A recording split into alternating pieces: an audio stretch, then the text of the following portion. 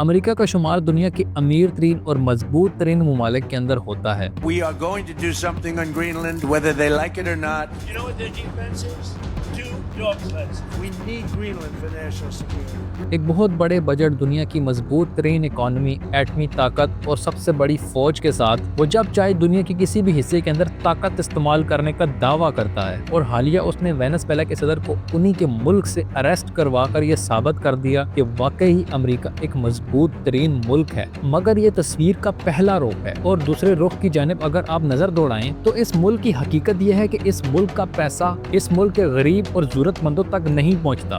California spent $22 billion to fix the problem. And the money is disappearing. A lot of people can't even, not even the governor of California knows where the money is. امریکہ جسے آج دنیا super power کے طور پر جانتی ہے، اس ملک کی زمینی حقیقت یہ ہے کہ وہاں لاکھوں لوگ صحت اور گھر جیسی بنیادی سہولتوں سے محروم ہیں۔ یہاں پر ایک سرمایہ دارانہ نظام رائج ہے جس میں امیر طبقہ مزید مضبوط اور خوشحال ہوتا چلا جا رہا ہے، جبکہ غریب وہیں کا وہیں کھڑا ہے اور غربت کی چکی کے اندر پس رہا ہے۔ اور یہ تضاد ہمیں بتاتا ہے کہ محض طاقت اور ترقی کے دعوے کسی ملک کے شہریوں کی بہترین زندگی کی ضمانت نہیں ہوتے۔ اس وقت امریکہ کے اندر تقریباً 7 لاکھ کے قریب لوگ بے گھر ہیں، جو کہ فٹ پاتھ کے اوپر خیمے لگا کر زندگی گزارنے کے اوپر مجبور ہیں، اور دوسری طرف 1999 سے اب تک 10 لاکھ کے قریب لوگ منشیات کا استعمال کرنے سے اپنی جان کی بازی ہار چکے ہیں۔ مجھے محمد عمر رانا کہتے ہیں، اور آج کی ویڈیو میں یہ جاننے کی کوشش کریں گے کہ وہ امریکہ جس کو دنیا سپر پاور کے طور پر جانتی ہے، کیوں اس ملک میں ایک عام امریکی شہری پس رہا ہے، کیوں امریکہ کے اندر لاکھوں لوگ بے گھر ہیں، اور کیسے اس ملک کے یہ غریب لوگ منشیات کا عادی بن کر اپنی جان کی بازی ہار رہے ہیں۔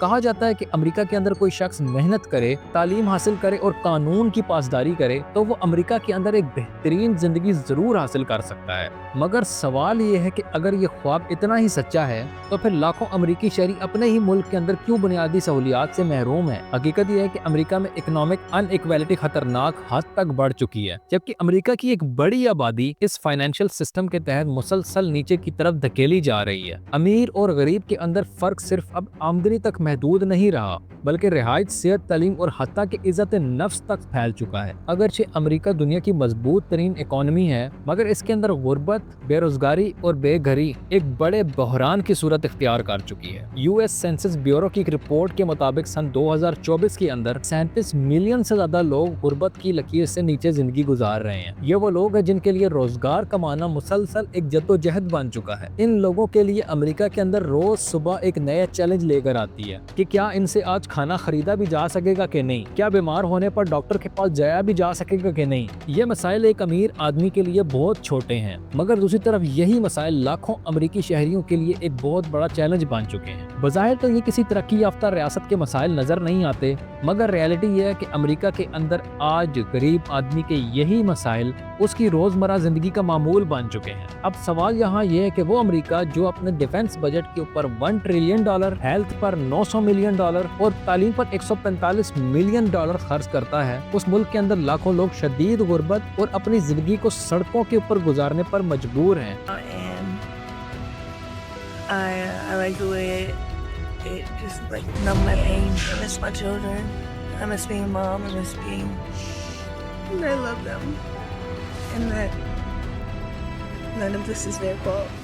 غربت صرف پیسوں کی کمی کا نام نہیں ہے، یہ ذہنی دباؤ، عدم تحفظ، خاندانی ٹوٹ پھوٹ اور مستقبل کے خوف کو جنم دیتی ہے، اور یہی غربت آگے چل کر ہوم لیسنس یعنی بے گھری کا سبب بن رہی ہے۔ گھر کسی بھی انسان کی بنیادی ضرورت ہوتا ہے۔ غربت کا سب سے واضح اور دردناک چہرہ بے گھر ہونا ہے۔ ایک رپورٹ کے مطابق اس وقت 7 لاکھ سے زائد امریکی شہری اس حق سے محروم ہیں۔ یہ اعداد و شمار صرف نمبرز نہیں ہیں، بلکہ یہ ٹوٹی ہوئی زندگیاں ہیں۔ یہ لوگ فٹ پاتھوں پر، پارکوں میں، پلوں کے نیچے اور خیمہ بستیوں کے اندر رہنے پر مجبور ہیں۔ ان میں وہ ڈیلی ویجر مزدور بھی شامل ہیں جو ذرا سا بیمار پڑ جائیں تو اپنا کرایہ تک ادا نہیں کر سکتے، اپنی دوائی تک نہیں لے سکتے، اور ان میں وہ نوجوان بھی شامل ہیں کہ جو اپنے فیملی کرائسس کی وجہ سے گھر سے نکال دیے گئے ہیں۔ امریکہ میں سستی رہائش کی کمی اور کم آمدنی نے ان لوگوں کو بے گھر کر کے رکھ دیا ہے اور اس کو ایک مستقل مسئلہ بنا کر رکھ دیا ہے۔ کئی شہروں کے اندر کرایہ اس حد تک بڑھ چکا ہے کہ ایک عام ملازم بھی گھر رکھنے سے قاصر ہو چکا ہے۔ ایک طرف امریکی حکومت حکومت غزہ کے اندر تعمیر نو کے دعوے کرتی ہے، نئے شہروں اور بستیوں کی تعمیر کی بات کرتی ہے، اس سرزمین کے اوپر کہ جس سرزمین پر بمباری نے پورے شہر کو ملیہ میٹ کر دیا،